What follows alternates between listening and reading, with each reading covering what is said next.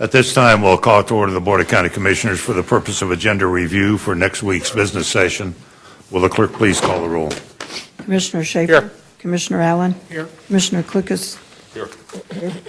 Commissioner Osterhaus. Here. Commissioner Ashcraft. Here. Commissioner Brown. Here. And Chairman Eilert. Here. We do have a quorum present. Would the clerk please read the proposed consent agenda items? Item number 1, consider approving the February 8, 2018 business session minutes. Item number 2, consider reappointing Joseph Beveridge as the 2nd District Representative and Annabeth Serbo as the 3rd District Representative to the 10th Judicial Nominating Committee through March 3, 2022. Item number 3, consider reappointing Mike Moore as the 2nd District Representative to the Airport Commission through July 31, 2020. Item number 4, consider reappointing Paul Snyder as the 3rd District Representative to the Park and Recreation Commission through January 30, 2021.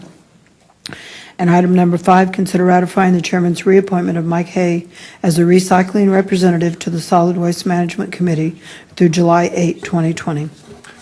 Any question on the proposed consent items? All right, they will stand. Next item. Item number 6, IFB number 2016-002. Consider approving the Sheriff's Office purchase of 14 vehicles from Shawnee Mission Ford for the total amount of $428,830. Is there someone here?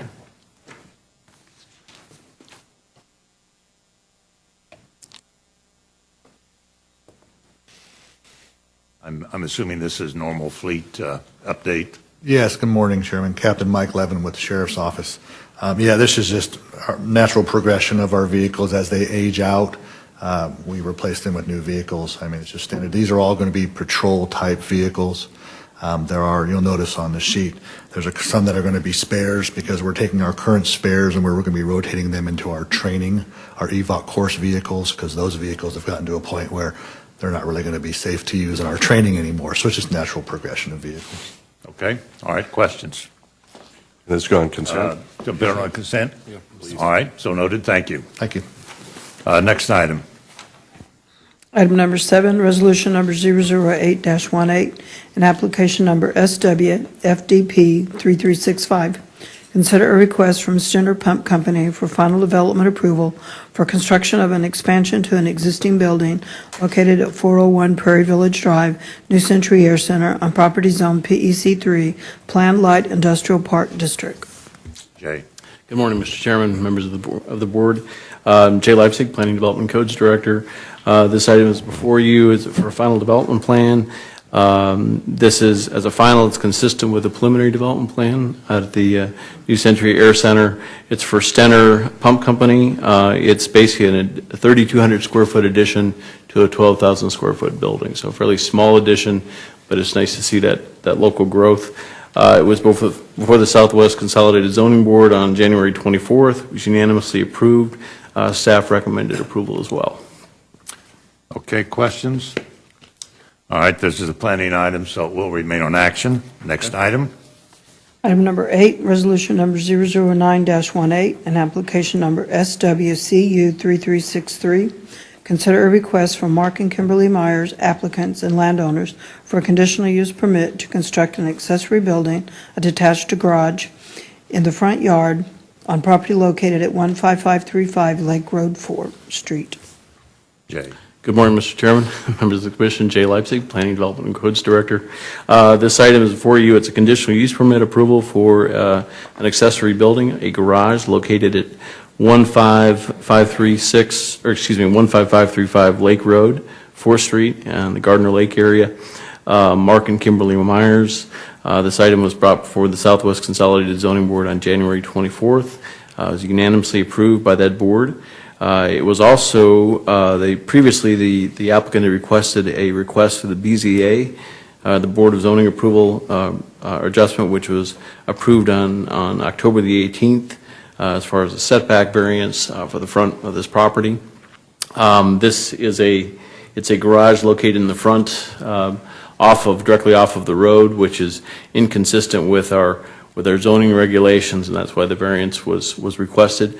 The other point I wanted to make on this particular item is this is an area that staff is really looking at, especially in lake communities where, the focus of the property really is on the rear off the lake. And so we're looking at making some revisions to our existing zoning regulations to further accommodate that.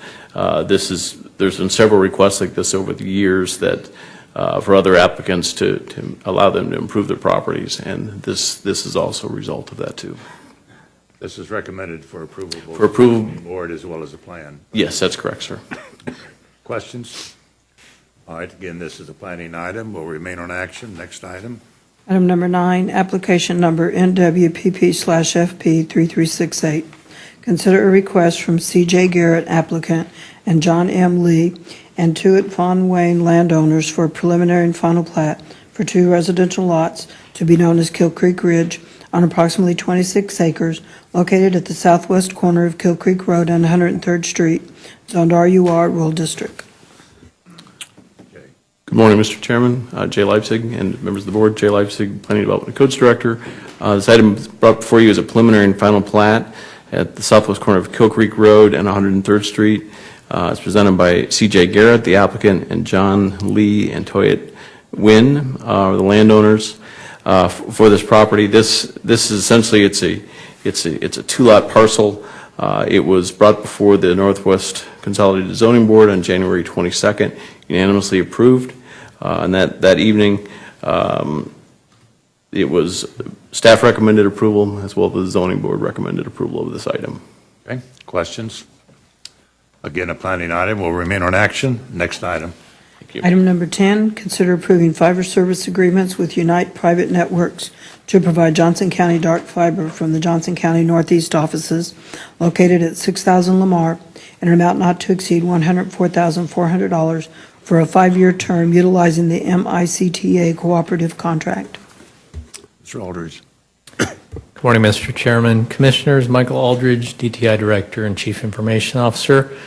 The proposal in front of you is something that I want to pause a moment and highlight the wins associated with this work. Our staff have worked a good many months to pull this together, and the net of the proposal in front of you that we're requesting no additional funds for is a proposal that will increase bandwidth for many of our Johnson County offices in the Northeast region, increase their network bandwidth and drive down their cost. So it is a win-win. Actually, there are other wins that I'll highlight as well. This is something, again, we've worked on. We're leveraging existing fiber that's in the ground. We are proposing to purchase off of a master services agreement that was approved last year. It's in front of you today because of the dollar amount. The offices included, they're listed on the briefing sheet. I'll just run through them here real quick. We're proposing to connect the following locations to our Johnson County Northeast offices: the Johnson County Corinth Library, Prairie Village City Hall, Fairway City Hall, and the Police Department, City of Mission, Consolidated Fire District Number 2. That'll be 2 locations, and then CanRen and KU Med together. These are the organizations that will benefit, and again, we, Johnson County, provide IT services to many of these organizations, and again, the increase is substantial, as much as tenfold of increase in the bandwidth that will be delivered to these organizations. And over the 5 years, we estimate that we will be driving down the cost about $75,000. So it really is something we see as very positive. We've worked a fair amount of time to pull this together and negotiate the pricing. Something that I have to highlight, for us to achieve the pricing that we've negotiated, we, Johnson County, have to serve as the guarantor for the entire agreement. I'll explain. Each of the organizations I mentioned will actually enter into an agreement with Unite Private Networks, or UPN, but we, the county, will serve as the guarantor for everything. So in totality, over 5 years, this will constitute approximately $428,000 of monies moving around. And should one of the organizations that we work very closely with decide to terminate their agreement, there is a risk, albeit we believe very small, that the county would be responsible for those costs. So that is highlighted in the briefing sheet. I wanted to make sure I called it to your attention. Well, understand that. What kind of circumstances would you visualize that, let's say, a city would not want to continue? Given the pricing that we're offering, we frankly struggled to see a situation. The one that I can imagine, again, we're already providing IT services, so we already have contracts in place with these organizations. We're entertaining the idea of this connectivity will allow them to consider moving some of their servers that are currently housed within their own organizations in less than, I would say, ideal designs, move it to our CCC building. So that's another win. The only way I could see someone deciding that this does not make sense for them because the pricing is so good would be that if there was a broader falling out with we, the county, such that they would begin trying to unwind all of the relationships they have with us. I see. So, okay, unlikely, but possible. Yes, sir. Mr. Ashcraft? Mr. Chairman, I'd be comfortable with this going to consent if you're so interested, but maybe offline you could give me a little education on a couple points, Mr. Aldridge, nothing urgent. I'd be happy to. Mr. Chairman, I concur. If you want to put this to consent, that's fine, but Michael, I'd like a little more, because I want to understand a little bit more of, while I recognize you're saying for us to do this for $800,000 versus contracting to have it done for 5 years for the $400 and some thousand. Question I kind of raise is there more competition out there in sharing fiber? Is there others that could install that fiber and give us a better cost?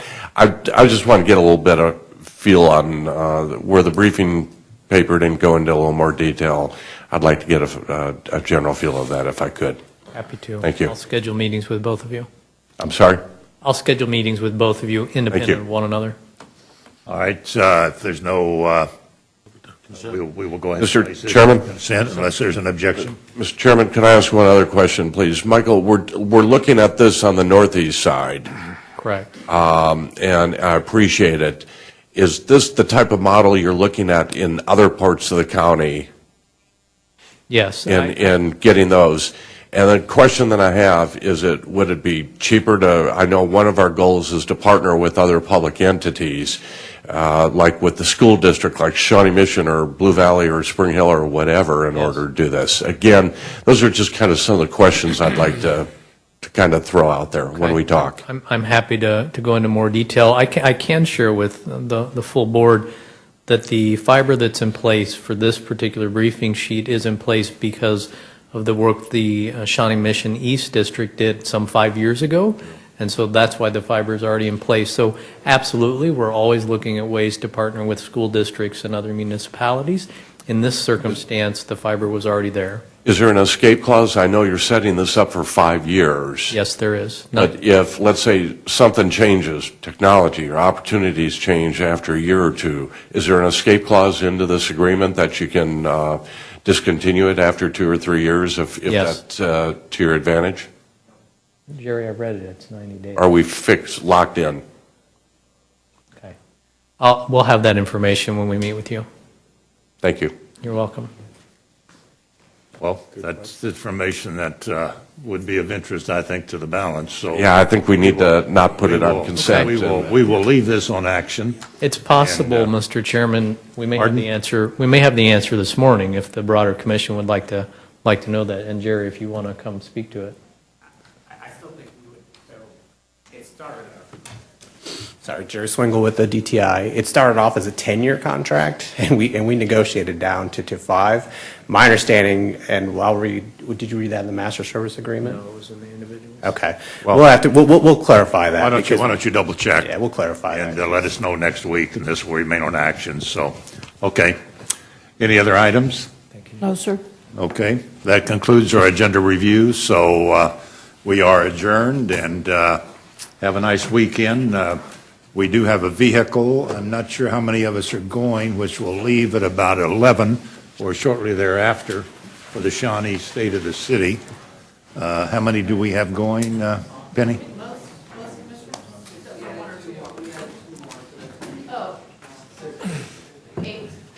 So we may need a couple of vehicles, yeah, okay. And Chairman, I said I would go, but I'd be happy to stand down if it keeps one vehicle. We're fine with taking two vehicles. Yeah, we're fine. We're fine taking two vehicles, so. Have a nice weekend. I'd be there, so I would be happy to step off. Downstairs for the 1:30 meeting. What's that? Absolutely.